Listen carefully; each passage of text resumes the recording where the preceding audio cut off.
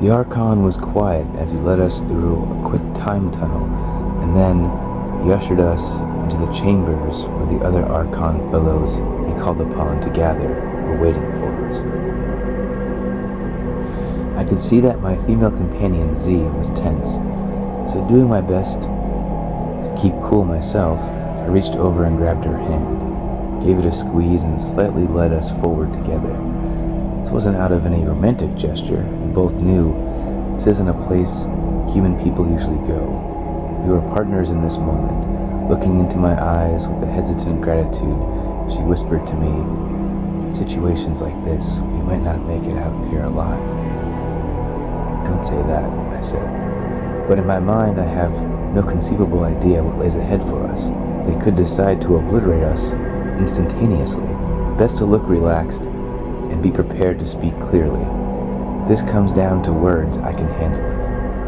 I was born to bullshit, but this time it just happens to be unknown beings.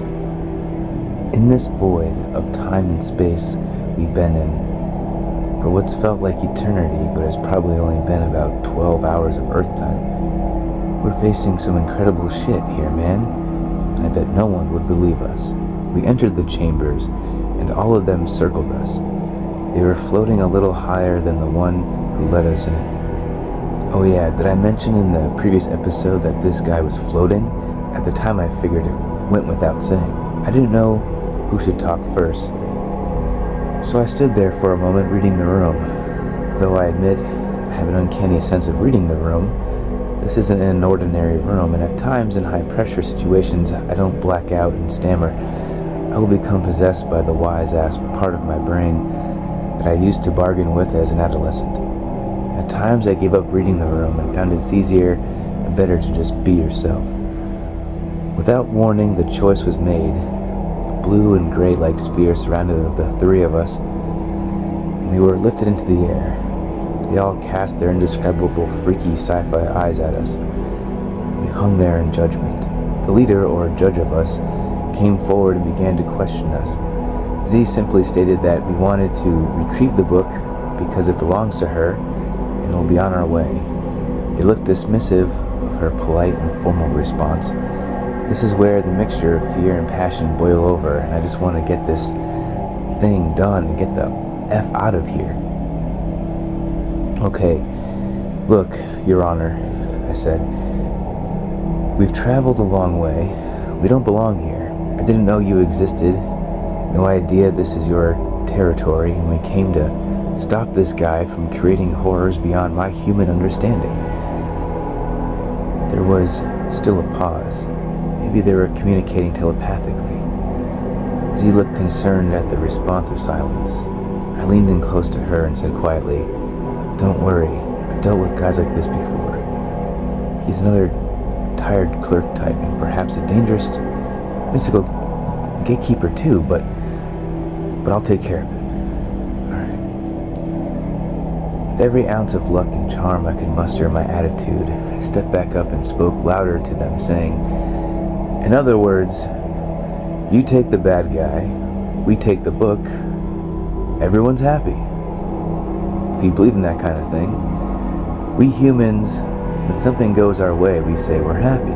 Now, this time, Z grabbed my hand and squeezed. I put my other hand up in a kindly wave and smiled and stepped back and just shut up.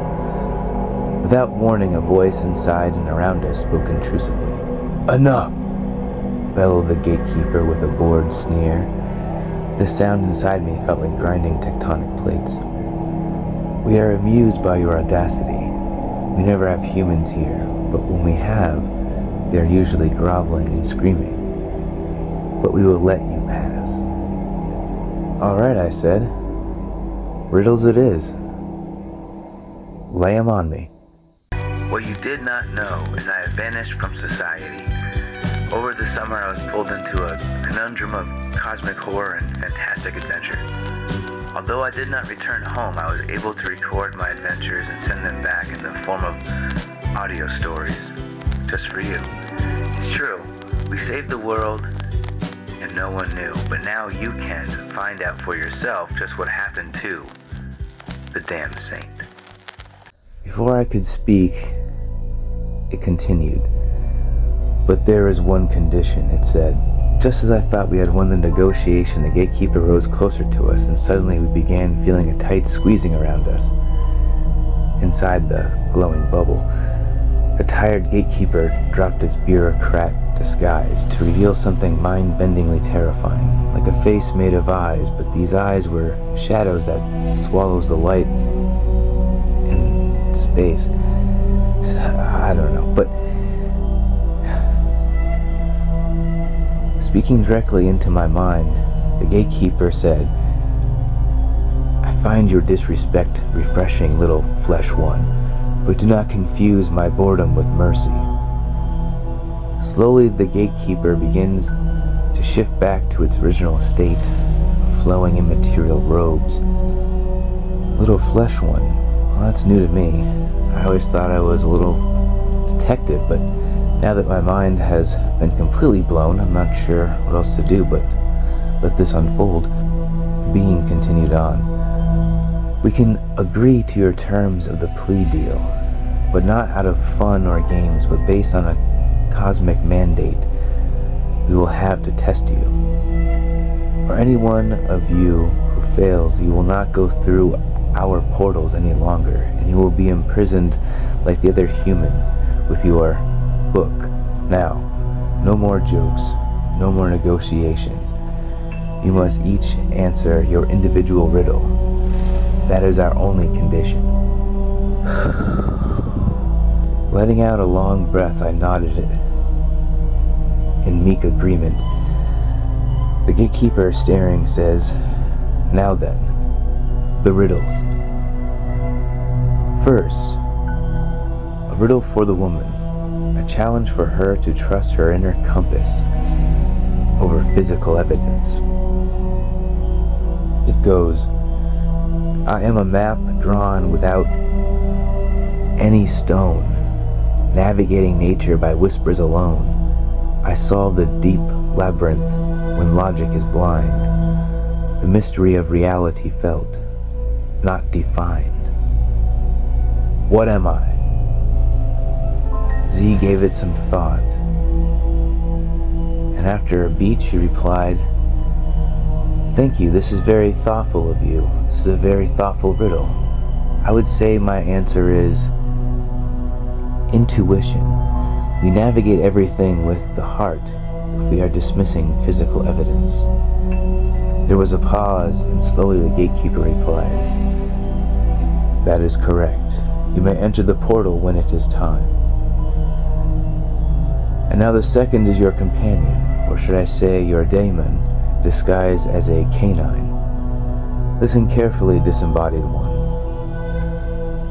A riddle for the spirit guide, a challenge between the bridge and bond of cosmic and physical. Two different forms of life bound by one thread, walking the myths where the wandering tread. I ask for no map through the labyrinth sphere, for the mystery of reality is just being near. Now, what are you?"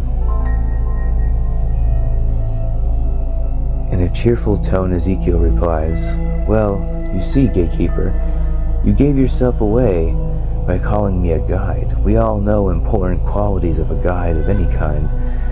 And my answer is loyalty and devotion." You were dead on with that one. Luckily, I'm familiar with all concepts of my purpose, and before Ezekiel could finish, the gatekeeper interrupted, "That is enough. You may pass when it is time." Now, turning and addressing me, it had a different tone. The truth is, this is her book, and the spirit guide isn't a human. And we do love to squeeze the emotions right out of humans. It's like what you call the ice cream to us. It's our favorite, and we'd love to have you here as a guest, or should I say, as a feast, which is why I have saved the most difficult riddle for you, little detective. Now, that stopped me in my tracks, so he could read my mind.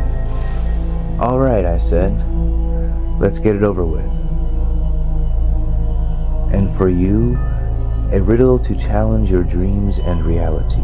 I am the invisible stone where the oldest myths are carved.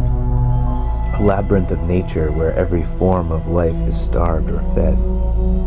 I draw the map of reality, turning truth into a scheme, yet I crumble into nothing when you wake up from the dream. What are you? This wasn't an easy one at all. You know, it's easier when you're not the one who has to answer. But then it occurred to me, this entire time, this entity hasn't attacked me. It's been all mental.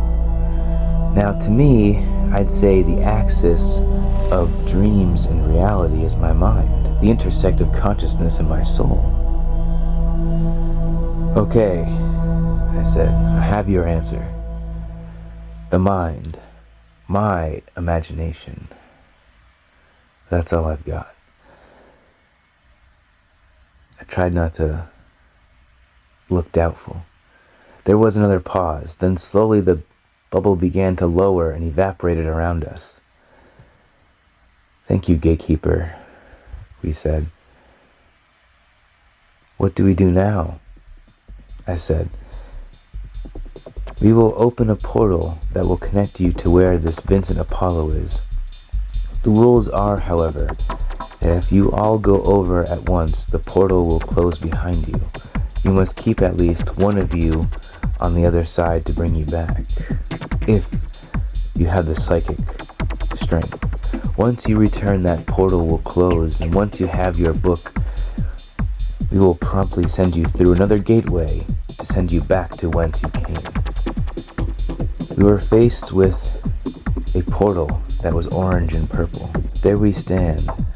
The intuitive woman is serious. My spirit guide dog represent the raw supernatural reality around us, and me, the damned saint, standing in the middle of it all. I decided that she should stay behind to communicate with me in fear that if all three step through the gateway, it may close and we won't get back. Hold the door open, I tell Z. I ask Ezekiel to stay with her for protection, telepathically communicate to me so I can stay in touch with Z. That leaves me isolated for the final confrontation. After facing a mind-bending encounter with a true cosmic entity, now I'm walking into a room to face a mortal human being, playing dress-up with cosmic forces. I squeeze Z's hand once more, and as my fingers slip out from her, I pass through the cool, misty portal. Kinda what I'd expect a cloud to feel like. And then, as I enter, I see Apollo standing with book in hand. He turns to me, expecting a mythic showdown. He's standing at the gateway, believing he can open the final gate. I tell him how he's mistaken. They have him trapped and he's not at the level that he believes himself to be. He wants to be a dark god once he unleashes the monster. But there will be no unleashing tonight, I say. He wanted more than just me to talk to. Instead of treating Apollo as a dark lord, I treat him as a delusional punk, Vincent, who's in my way and who is in way over his head.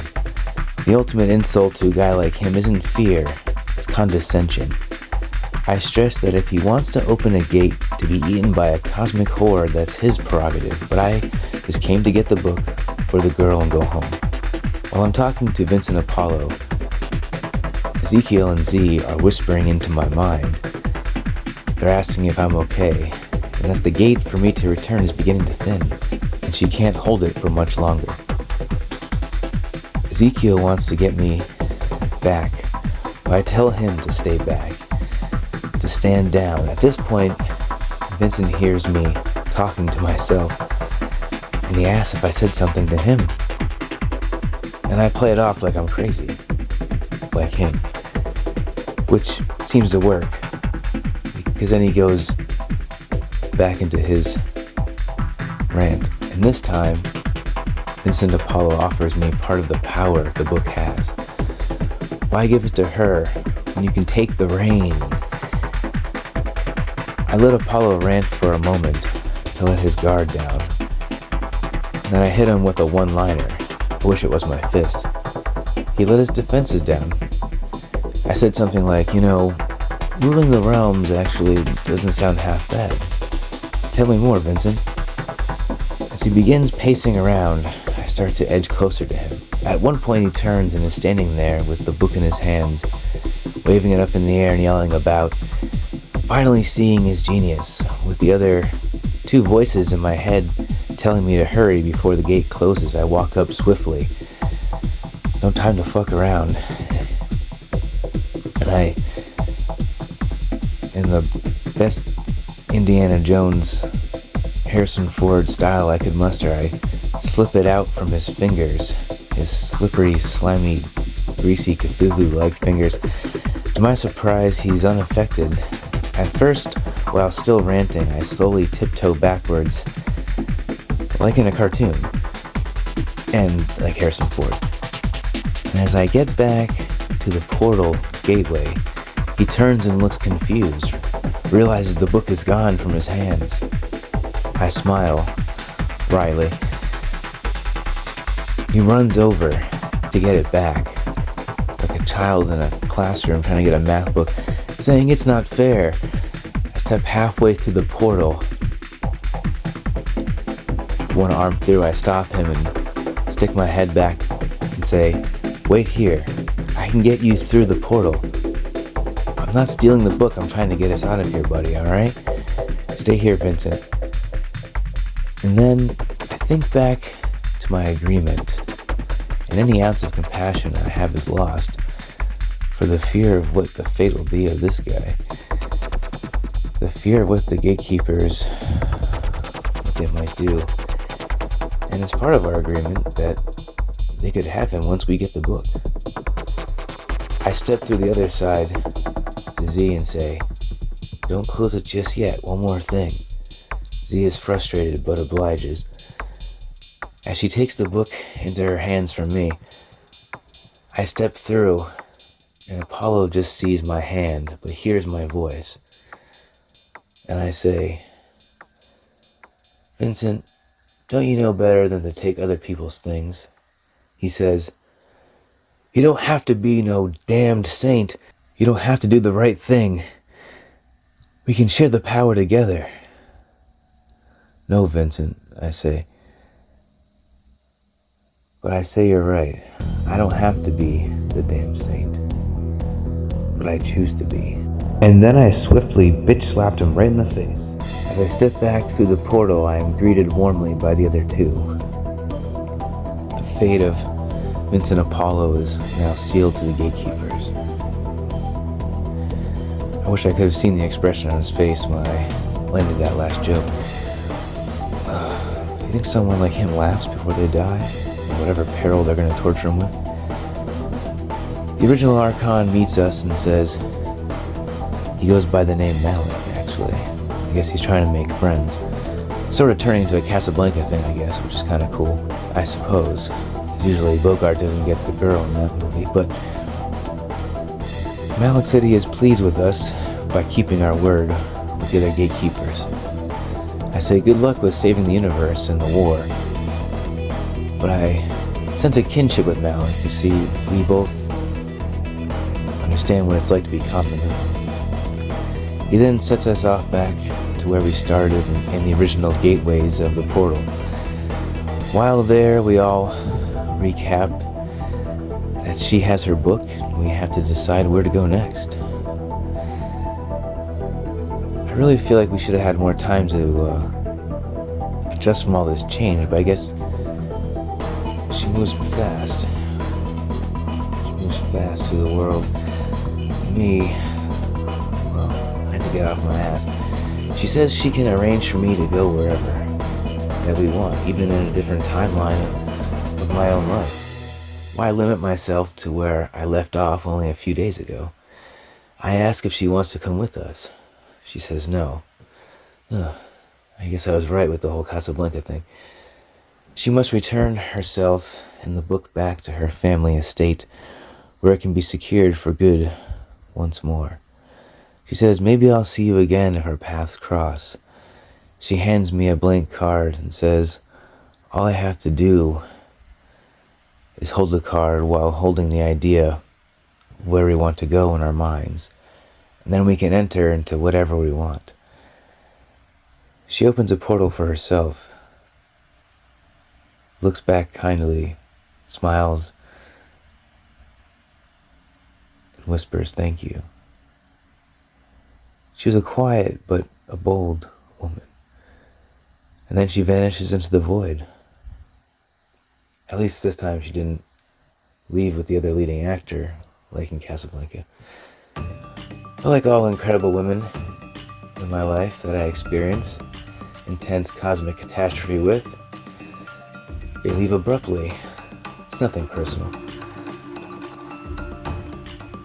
I look at Ezekiel and say, all the cosmic portals, and all the universes she had to walk into mine. Ezekiel looks at me puzzled. I smile and say to Ezekiel, I realize that while I've seen the edge of the universe and outsmarted ancient gatekeepers, my own reality hasn't magically improved. The rent is still due, I need clean clothes, and there's probably another case waiting for me in the dark if I return. Looking down at Ezekiel, I say, I think we need a vacation. Ezekiel says he couldn't agree more, and that's exactly what he wanted to hear, but he wants to transfer back into a human body. I joke that I kind of like him inside this form, like man's best friend, right? That's what you want him to be. Daemon turned spirit guide, turn whatever you want to be. I guess you're just gonna hang around, so we're partners in this crime. I also ask why it matters. It's not like he's going to get with a woman. He gets flustered and says, no, I just want to swim. Plus, I'd like to shake your hand. I say, okay, I agree. But thinking down in the back of my mind, it sounds like some kind of fallen angel shit, though, But, we'll be careful. I kneel down and say, alright, give me paw. He gets annoyed, and as I begin to write down where I want us to go, Ezekiel begins to comedically barrage me about not getting at least a kiss out of her before she left. I say, what is it with you and the women? I hold the card down, and he looks up at it. Ezekiel says, famous? That's where you want to go? That's the timeline you choose. I say, what timeline could be better to take a vacation in than one where we're famous? It's like a vacation for the soul, maybe, hopefully. Or it could be horrific, but it might be fun on the way down, right? He obliges and says, okay, well, how famous am I? I say, you're famous enough. That's it, he says? Well, we'll see when we get there. Who knows what lays ahead of us, but let's go have some fun. Ezekiel nods, and we begin to walk through the portal to the other side.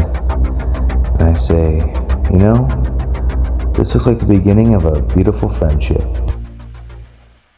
Well, anyways. Oh, hey there. This is where I break the fourth wall to address you, my favorite people, our viewers. People of my unconscious. Thank you. Alright, let's say goodbye to the audience before we go. If you made it this far into our stories and my method of madness, I want to thank you so much for your heart and mind and time.